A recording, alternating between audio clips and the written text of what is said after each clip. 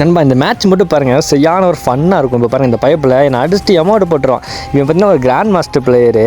இப்போ பாருங்கள், ஆனால் ஹிந்திக்காரன் தான், தமிழ்காரன் அதாவது ஹிந்திக்காரன். என் பேரை பார்த்தோன்னே அடிச்சுட்டு அமௌண்ட் போட்டான். எனக்கு எதுக்கு சம்மந்தமே அமௌண்ட் போட்டான்னு தெரியல. நான் இருக்கிற லெவல் கம்மி தான், நான் வந்து கிராண்ட் மாஸ்டர்லாம் கிடையாது. ஆனால் எனக்கு எதுக்கு அமௌண்ட் போட்டானே தெரியல.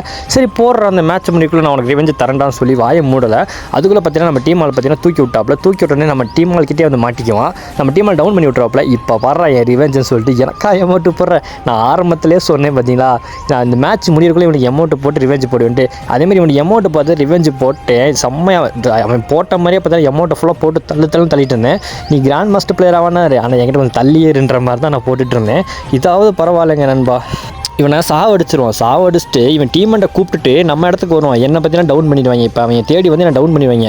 நம்ம டீமெட் சும்மா இருப்பாப்லையா. இப்போ பாருங்கள், அவனை ஒருத்தன் அடிச்சிருவான், டீமெட்டை ஒருத்தன் அடிச்சு முடிச்சு விட்ருவாப்புல. முடிச்சுட்டு அவன் திரும்பி அவனை டீமெட்டை ரிவே பண்ண போவான் பாருங்கள். நம்ம ஆள் பாருங்கள், இப்போ தரமான ரிவெஞ்ச். அவங்க கிராண்ட் மாஸ்டர் அதாவது அலைவு இப்போ 40 அலைவு இருந்துச்சு, தரமாக குறைஞ்சிருக்கும்.